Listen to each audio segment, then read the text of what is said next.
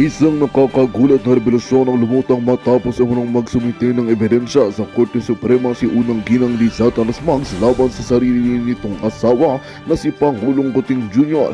Ayon sa mga ulat, isiniwalat umano ni Liza ang lahat ng iligal na gawain ng Pangulo matapos umano siyang saktan sa hindi pa kumpirmadong insidente. Batay sa paunang impormasyon, personal na nagbigay ng mga dokumento at iba pang ebidensya ang Unang Ginang sa korte na naglalaman umano ng detalye tungkol sa ilang transaksyon at mga aktibidad na labag sa batas. Wala pang opisyal na payag mula sa Malacanang kaugnay sa issue, ngunit maring itinanggi ng ilang kaalyado ng Pangulo ang mga paratang at sinabing ito ay isang paninira lamang upang guluhin ng administrasyon. Sa ngayon, patuloy ang pag-uusisa ng mga otoridad sa inihain na ebidensya. Umapila naman ang publiko para sa patas na imbestigasyon at transparency sa kaso. At yun nga ang balitang ating pagkakatutukan. Ngunit bago ang lahat, siguraduhin mag-subscribe at ihit ang notification bell para sa patuloy na pagtutok sa mga sulap ng bagong balita sa tunay na boses ng masa.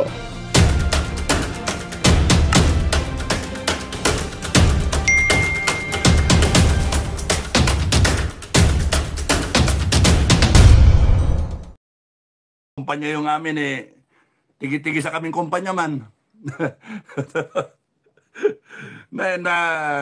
Nakakaawa yung upper class, pero namayani yung kanyang na siya yung nangibabaw bilang upper class. Wag na lang daw balato niya, pinagsasapak na rin.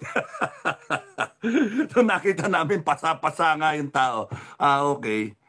Papatayin sana namin yung tao nang walang ganun sa Mindanao noon Walang korte-korte, walang patayin mo. Pagka nakita mong tarantado, patayin mo na. Mura buhay nun Kaya, hindi nakukuha yan sa tapang.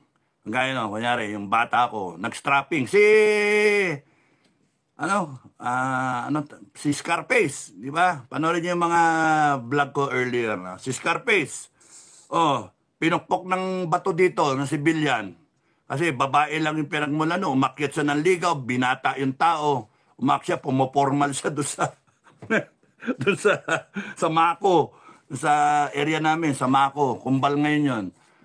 Pumopormal yung tao, gusto niyang ligawan yung babae at gusto niyang sagutin, ilonggo siya. Maganda yung babae, dalaga naman, ligaw-ligaw siya, pumormal Hinintay siya. Hinampas ng bato. Wasak ito. 7 tahi 7 tahi. Kaya nga Toto Scarface na tawag ko machine gunner. Walang yan. Umuwi siya. Duguan pa. Umuwi siya. Nilabas yung machine gun niya. Hinanap niya yung mga binatilyo. Yung magbabarkada, binanat. Tapos trapping siya. Putang labas kayo. Mga walang ya kayo. Labas kayo. Dinamis niya yung mukha ko. Ginawa niyo sapatos yung mukha ko, nagkaroon ng tahi dito. Galit na galit Tapos yun yung dinesarmahan ko siya Walang gustong magdisarma, walang gustong lumapit. Sino ba naman lalapit doon sa may hawak na 60 Tore, subukan mo nga lumapit sa isang tao mo na nag-strapping. May hawak na 16 ganyan, daming bale, 100 yung bale. Parang Rambo Then nag-strapping, putang ina yun, sino lalapas sa akin? Mga ganun Matuloy yung dugo sa mukha niya. Tapos paglabas ko, nakahilera lahat. Ano meron? Sir, baba ka, sabi ni First Sergeant Natoy Desus.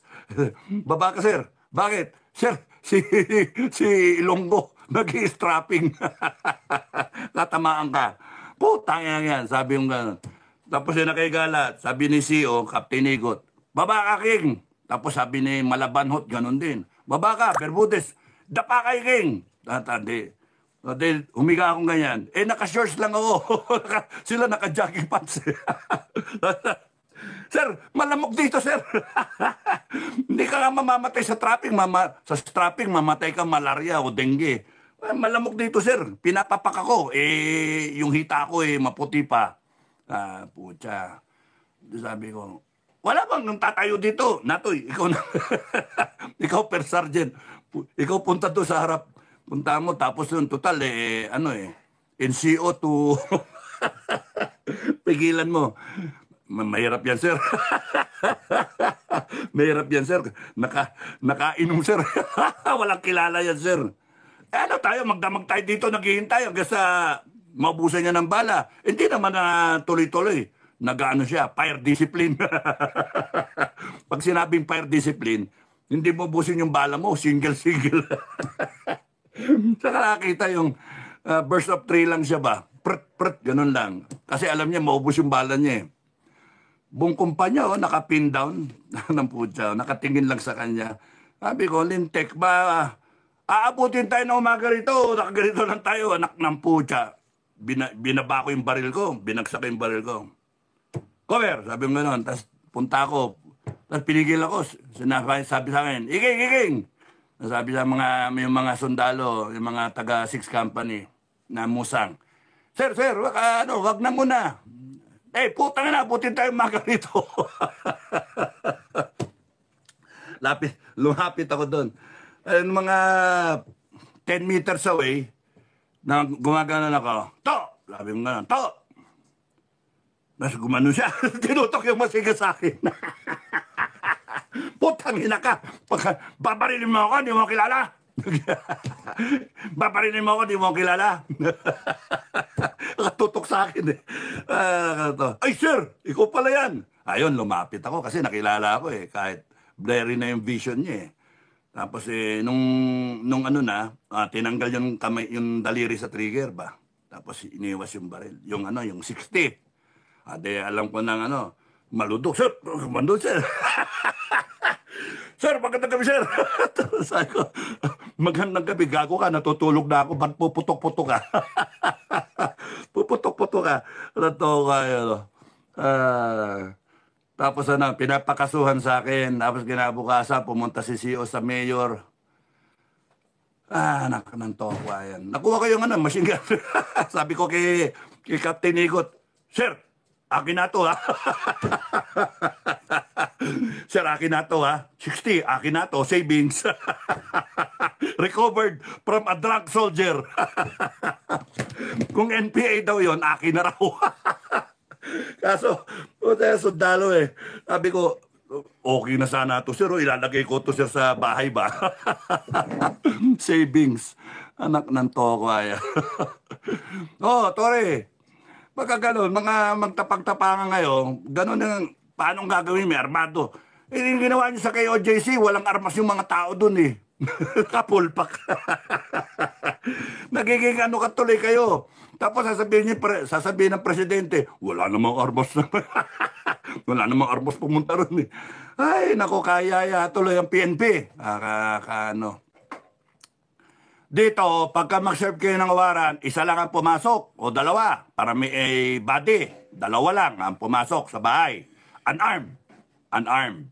May pumasok dito sa bakuran namin na armado. Wala. Gulo tayo ha. You try to do the serving of the warrant properly. Properly. Walang papasok sa bakuran namin na armado. Because I will kill anyone na pumasok dito, na armado. Yung ginawa niyo sa KOJC is a perfect example na mapapahama kayo. Kakasuhan kayo ng mga taga rito. Pagka pumasok kayo dito na, armas kayo. Tawagin niyo yung barangay, sumama yung kapitan sa inyo para mag-serve kayo ng warrant. Di pa kriminal yung siniserva niyo ng warrant, manggago. Anak ng tokwa kayo. Tapos pulpa kayo. Gusto nyo magkagulo, re-rest ba kang mga ranger, mga gago? Nanantokwa kayo. Gusto nyo matapos yung administrasyon dahil lang sa pag-serve ng warrant. Mga ulol. Di kayo nag-iisip. Isip kayo, isip. Yung konting nyo, umisip kayo, ha? You serve the warrant, no? With the minimal personnel. Hindi kagaya nung sa KOJC. You serve the warrant properly. You go there unarmed. Na? Part of your job. Part of your risk. Ngayon, kung sinabi mo, ikaw mismo magsaserve ng warrant, ikaw mismo pumunta dito unarmed. No, hindi nakapulpa kami, dala kang tropa. 6,000. Subukan nyo gawin yon. Magkagera tayo. Gago. Iniiwasan yung gera, iniiwasan yung gulo, sisimulan yung gulo. Kayo yung cause ng gulo eh. Kayo yung cause ng downfall nitong administration. Mga ulol. Mga gago kayo, mga wala kayo sa lugar, wala kayo sa hulog. You are the one destabilizing the government. Yung mga pronouncement ninyo. Nakakaya kayo, PNP. Pag umikot ang gulong, you deserve a lot of training, retraining. Ay, nako. You are working for a person, not for the Filipino people. Yung properly, kuhanin niyo yung barangay captain. Tapos doon, escorted kayo ng barangay captain. Ano sa tingin nyo? Mapapatayin ko yung kapitan? Tingin nyo, lalabanan ko sila? You do it properly. Hindi yung mga forma-forma ninyong para lang mabidyoan kayo, mga gago. Okay. Iniiwasan ko kasi ang mga ranger, no? Very close kami, mga ranger. Nasabi na nga lumaban, yung mga kasama ko, wag kayo lumaban. Let's do this properly, no? Meron tayong korte, kahit yung DOJ kakampi nila, meron pa tayong Supreme Court. Kasi matagal yan, abutin niya ng 10 taon. Litis-litis, postpone. Kung gusto ko, gano'n, pwede. Kung hindi, magtago ako. Bis, ayaw ko naman magtago. Harapin ko siya. No, harapin ko siya. So, yung mga nagsasabi, may nagsabi, nako-confuse ako. Baka kayo yung nako-confuse. Yung sasabihin, nako-confuse ako. Kasi I know very well where I stand, mga kababayan. I know very well, FGF, where I stand. No? Pwede nga ako mag-resign na Supremo eh. Kung gusto ninyo eh. Para hindi kayo madamay eh. Ako mismo lang ang haharap sa kanila. Kung ganon. Ay, walang hindi ko hinihingi na kayo lahat dumamay sa akin at isakripisyo niyo yung buhay niyo. Hindi. Wala akong sinasabing ganon. It is all voluntary. You want to die? You want to die? Then die. Eh, nako, hindi ganon yung... Kung before I take action, I'll give up my being supremo. Kayo na. Kayong bahala. No? Hindi ko ipapahamak yung tropa ko. Remember that. Hindi ako namatay ng tropa ever. Ayop. So, ang sinasabi ko sa iyo, Tore, na, siguro, sinimulan mo kasi yung pagsasalita kung kani-kanino eh. Interview ko eh. Tapos yung lakas ng loob mo, sasabihin mo, ako pa natatakot ha. Sasabihin niyo, ako pa natatakot. Ang tanggap ng mga vlogger eh. Ako yung lumuhot pa. Ay, sus, Mariosep. Pasalamat ka kay Bato nga. Sinabi, huwag ka nang patulan eh. Sinabi nga, all right sir. Ha? All right. Alam mo yung all right, di ba? Sinabi nga eh. Kaya nga ikaw tanong mo sa akin. Sinabi niya yun, sir. Oh. Saka nakakita, 2-star ka ako, kapitan, sineser mo ko. Because you recognize my seniority. Animal. Tapos magpapasikat ka sa media, salita-salita ka ng ganon. You do it properly. If you want to serve the warrant yourself, you go here unarmed. Yun yung unarmed. Papasukin nyo? Gusto nyo gera talaga? Gusto nyo si Marcos mismo matanggal dahil sa inyo? Ganun na mangyayari. Sinasabi ko na eh. Kasi kilala ko mga ranger. Kilala ko mga ranger. Hindi papayag ang ranger na may re-resback yan. Kaya nga, hindi ko naman hinihingin tulong eh. Re-resback ang ranger sa kapwa ranger. Ngayon kung gusto nyo talagang patulan, sige, magkaalaman tayo. Gusto nyo ganon? Sinasabi ko na nga, yung mga pananalita ninyo, hinay-hinay. Kasi yung administrasyon nasa bingit na ng pagkatapos.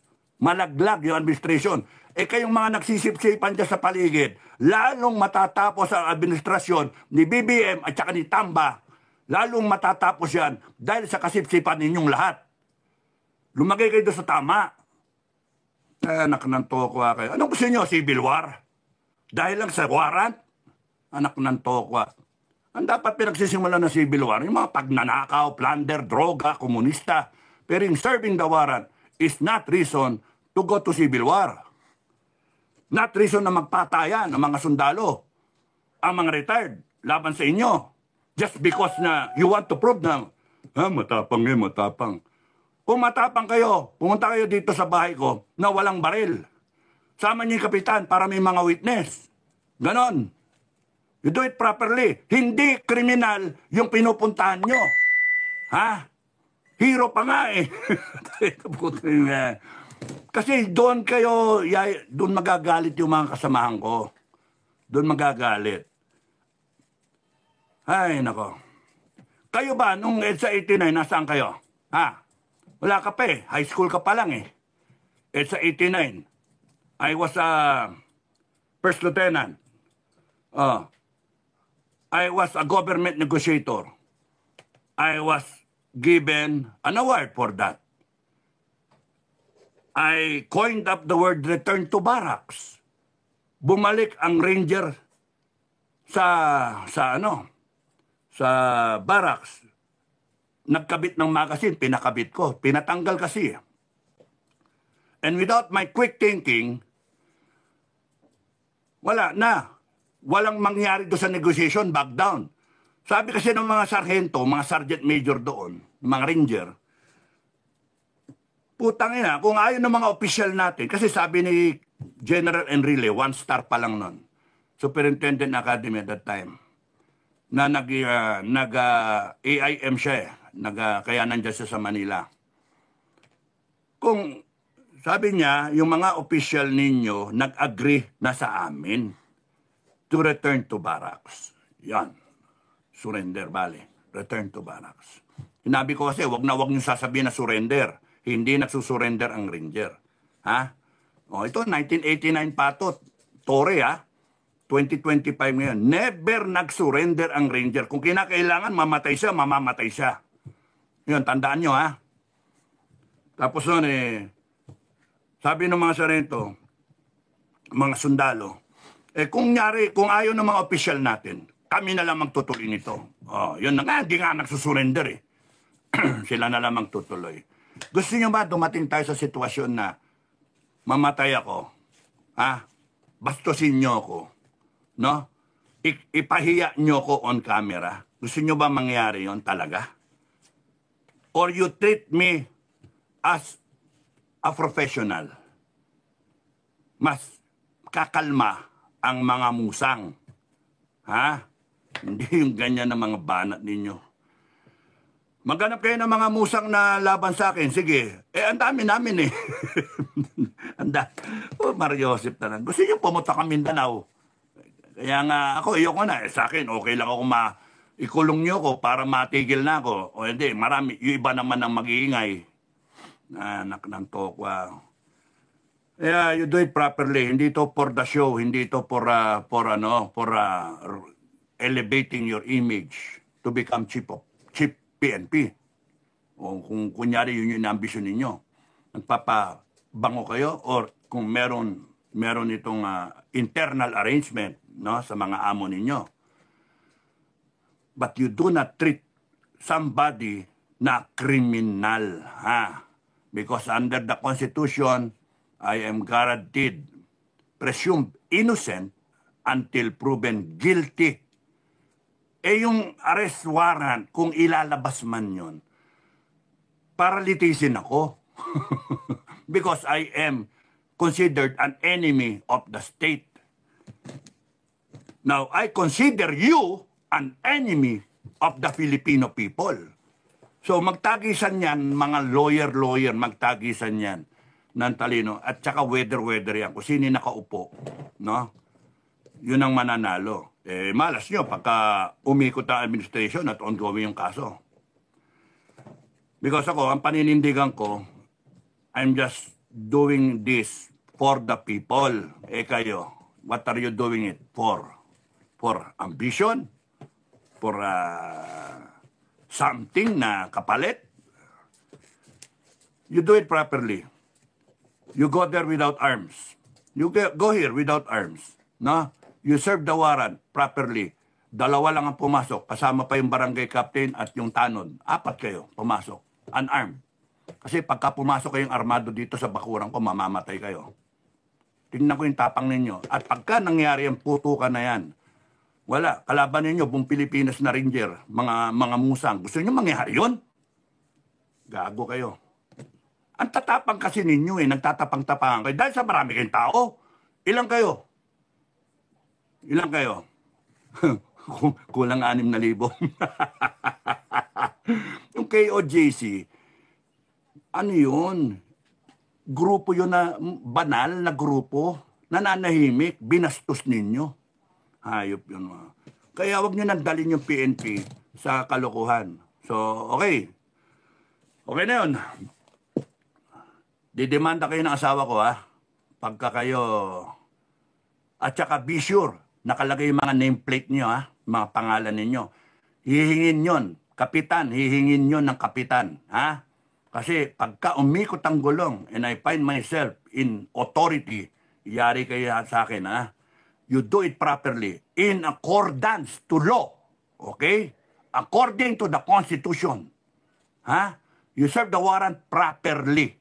Hindi yung pakita kayo ng brute force, power, barrel, authority, etc. Libo-libo, manggunggong. Hindi doon yung properly. Pagka lumaban, then yun yung ano. Pero habang wala pang unang putok, I have a right to defend myself in my home. Before you serve the warrant, pumasok kayo, trespassing kayo, putaragis kayo. Uupakan ko kayo. Ha? Kaya magunos dili kayo. Yung gustong mamatay na una, yun ang unang pumasok. I will lay claymore mines here. Tangina nyo, hayop kayo. Ala ninyo. Ay, nako. Ay, mga booby trap. Mag-booby trap ako. Booby trap ako. Mga homemade na booby trap. Ha? I still have time to do it. US Ranger. US Ranger, Scout Ranger. Ay, nako. Gagawin ko itong parang ala Rambo. O kaya Predator. No, yung may mga nahuhulog na tusok yung ulo. Walang ibabat-bat yung mga baril-baril na. Yung unang gustong mamatay, pumasok. Nabi sa inyo, if you come here armed, you are already violating my right as a citizen.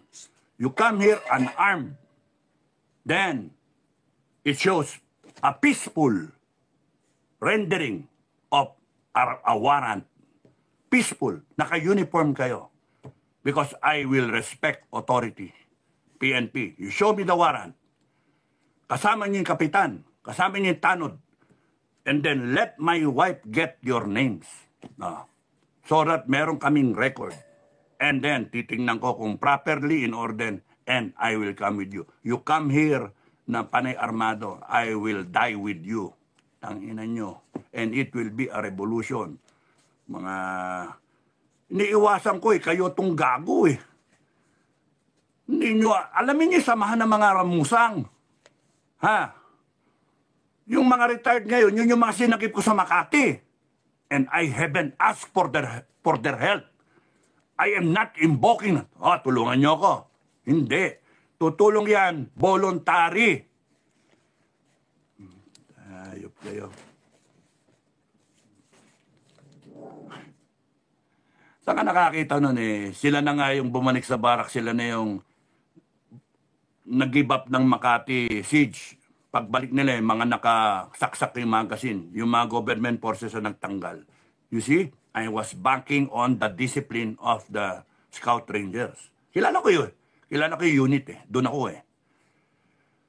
At nung sinabi ko na walang puputok una sa inyo, walang puputok ng una, naka-lock and load kayo, naka-safety. Pagka di ko kayo kilala, pagka yung unang putok galing sa inyo. Pero yung Magandang balita ang hatid namin sa inyo ngayong araw. Sa pagtatapos ng aming balitaan, nagbigay kami ng mga mahalagang impormasyon. Maraming salamat sa pagtutok at pagsuporta sa aming programa. Huwag kalimutang manatili sa mga susunod na araw para sa mga bagong balita at mga kwento na dapat nating abangan. Mula sa boses ng masa, magandang araw Pilipinas!